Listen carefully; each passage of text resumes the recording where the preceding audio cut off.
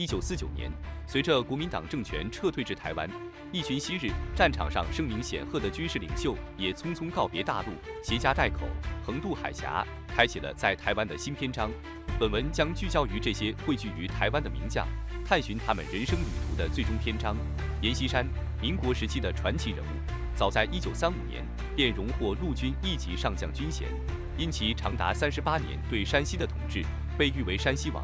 自辛亥革命起，他历经内战、抗日及国共内战，直至1949年太原战役后才撤离山西，创下民国军阀统治时长之最。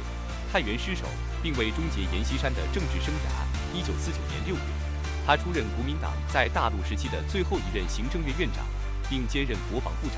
同年11月，代总统李宗仁将军政大权托付于他。12月，阎锡山飞往台湾，短暂主持中华民国政府在台的军政事务，并代理总统职务，直至蒋介石复职。此后，他任总统府资政，定居阳明山，过上近乎隐居的生活。在阳明山的10年里，阎锡山与外界隔绝，只有亲信随侍左右，这里成为了他晚年的避风港，也是他心灵的栖息地。然而，岁月无情，1960年5月，阎锡山在台北逝世，享年78岁。他的遗体被安葬在阳明山，与这片隐居之地永远相伴。阎锡山的一生波澜壮阔，他的传奇故事和跌宕命运成为了历史长河中一道独特的风景线。他的离世，标志着又一个民国传奇人物的落幕，但他的事迹和精神将永远被后人铭记。阎锡山、何应钦与张学良，台湾岁月与晚年轨迹。阎锡山逝世后，其故居与墓园并未因主人的离去而被遗忘，得益于他生前的侍卫张日民与景国志的执着守护，这些遗迹得以妥善保存。然而，岁月无情，随着侍卫们年岁渐长，行动日益不便，他们最终决定将阎锡山的故居捐献给台北市政府，以确保故居能够得到更为专业且持续的维护。2004年，阎锡山故居被台北市政府列为市定古迹。而到了2010年，阎锡山的墓园也荣获了同样的荣誉，成为历史记忆的一部分。另一位名将何应钦，早在1935年便荣膺陆军1级上将军衔。他在黄埔军校时期便已是声名显赫，在大陆期间，他历任要职，包括陆军总司令、国防部部长及行政院院长等。退守台湾后，他依然为政府贡献自己的力量，担任中央非常委员会战略顾问委员会主任委员等职务。此外，他还曾代表蒋介石接受麦克阿瑟的邀请，访问东京，并以特使身份出使韩国。在台湾，何应钦保持了良好的生活习惯，规律作息，适当运动，如打高尔夫球和跳舞。每当身体不适时，他都能及时就医，因此身体一直硬朗。然而，1987年10月21日，他还是因心肺衰竭在台北荣民总医院逝世，享年98岁。张学良同样在1935年被授予陆军1级上将军衔，但他的命运在1936年的西安事变后发生了翻天覆地的变化。他亲自护送蒋介石回到南京后，便开始了长达数十年的幽禁生活。1946年，他被秘密转移到台湾的新竹，后来又被押至高雄继续软禁，直到1961年，他才得以重获自由。张学良的晚年生活虽然充满了曲折与艰辛，但他始终保持着坚韧的意志和乐观的心态，令人敬佩。这3位名将的晚年生活各具特色，但都展现了他们不屈不挠的精神和对生活的热爱。他们的故事将永远镌刻在历史的丰碑上，激励着后人前行。张学良与薛岳，晚年轶事与抗战荣光。张学良在重获部分自由后，选择了北投作为自己的居所，并亲手设计建造了房屋。尽管他的生活仍受到一定的限制，需要事先申请并获得批准，且时刻处于监视之下，但他已能享受外出旅行、购物、聚餐及会友的乐趣。这样的日子一直延续至1990年，当李登辉成为台湾地区领导人后，张学良终于完全挣脱了束缚，获得了彻底的自由。1993年末，张学良夫妇选择移居夏威夷，在那里安享晚年。2001年，张学良在夏威夷平静离世，享年100岁。他波澜壮阔的一生和坚韧不屈的精神，将永远镌刻在历史的篇章中。另一位军事奇才薛岳，早在1944年便荣获陆军2级上将军衔。在抗日战争的烽火岁月中，他凭借出色的军事才能和指挥艺术屡建奇功，特别是他独创的天炉战法，更是让日军闻风丧胆，因此被日军称为薛老虎。在网络上更是被誉为中国抗日第一战将。在抗战期间，薛岳指挥的战役歼灭日军超过10万之众，成为歼灭日军最多的将领之一。他的卓越战功不仅赢得了美国和国民政府的嘉奖，就连对手日本人也对他充满敬意。然而，在第2次国共内战期间，薛岳的军事生涯却遭遇了重大挫折。在担任徐州绥靖公署主任时，他指挥国军大举进攻华东解放区，但在1947年初的鲁南战役中，他损失了蒋介石最珍视的机械化部队第1快速纵队，因此他被蒋介石剥夺了实权，仅保留了国民政府参军长的虚职。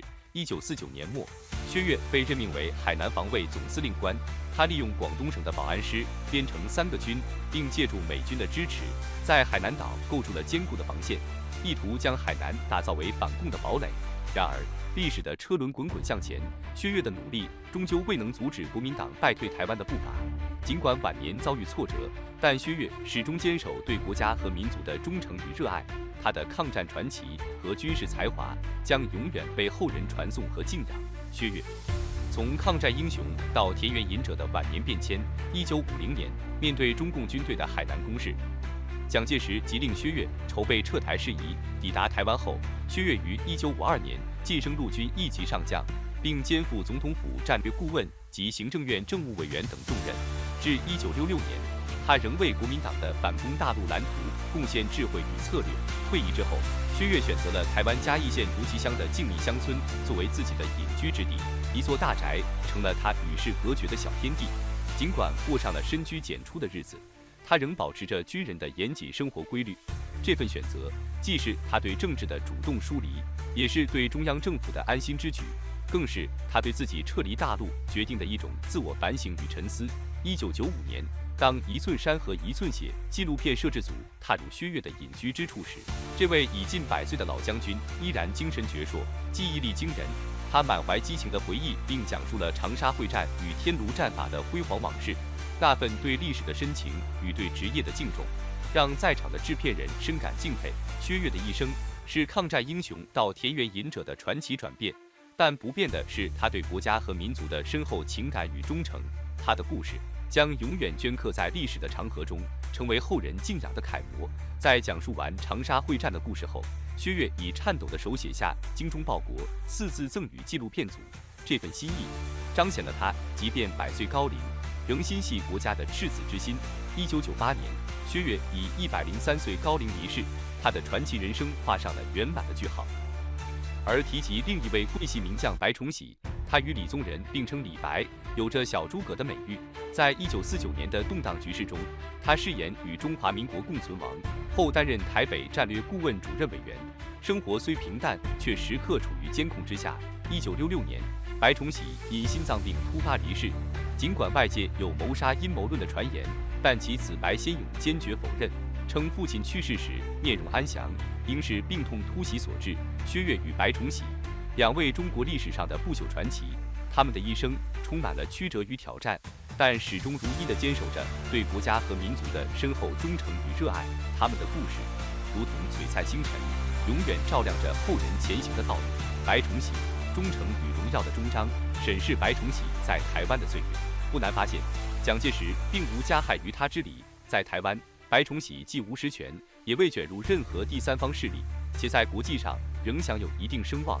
白崇禧的不幸若真为暗杀所致，无疑将对蒋介石的形象造成难以挽回的损害。因此，从逻辑与现实考量，白崇禧遭遇暗杀的传言难以立足。白崇禧逝世后，当局为他举行了庄严的国葬，以此表达对他的崇高敬意与深切哀悼。蒋介石亦亲自前往殡仪馆，向这位昔日战友致以最后的告别，展现了他们之间复杂而深刻的情谊。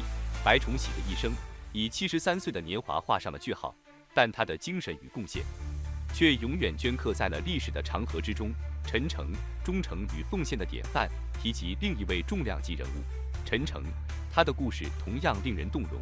1947年，陈诚荣获陆军1级上将军衔，作为蒋介石的心腹爱将，自黄埔军校时期起，他便始终追随在蒋介石左右。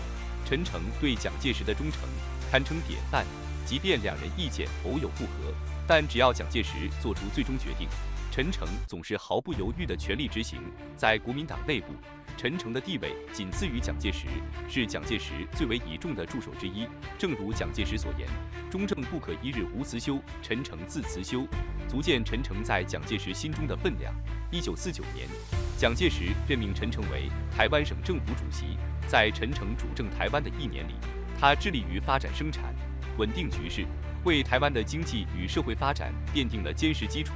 他不仅提升了台湾的经济实力，还优化了物资供应体系，为国民党撤离大陆、退守台湾提供了有力保障。薛岳、白崇禧与陈诚，他们的一生是忠诚与奉献的生动写照，他们的故事将永远激励着后人前行。1949年12月，随着蒋介石抵达台湾，陈诚接掌了行政院长的重任，引领台湾经济与社会持续稳健前行，为岛内的繁荣与稳定铺设了基石。陈诚的忠诚与贡献，不仅体现在他对蒋介石的坚定追随，更在于他对国家与民族深沉的爱。他的一生致力于中国的崛起与发展，其事迹与精神如同不灭的灯塔，照亮着后人的道路。陈诚与孙连仲，两位忠诚与传奇的化身。陈诚在政治舞台上留下辉煌足迹，2度荣任副总统，出使美越，展现外交与领导力。然而命运多舛，1964年确诊肝癌，蒋介石痛心疾首，集结顶尖医疗团队全力救治，仍未能挽回其生命。1965年3月，陈诚在台北病逝，享年68岁。蒋介石为其举行隆重葬礼，亲自献花圈。国民党元老及5院院长组成治丧委员会，按最高规格发丧。陈诚遗嘱中强调团结，寄望同仁，共筑党国未来。孙连仲同样备受敬仰的忠诚将领，1942年晋升为陆军2级上将。台儿庄战役中，他英勇无畏，指挥若定，扩大战果，赢得蒋介石赞誉。1945年6月，孙连仲出任河北省政府主席，肩负平津受降重任，在故宫太和殿主持受降典礼，展现卓越领导才能。2位将领的事迹激励着后人前行，成为忠诚与奉献的典范。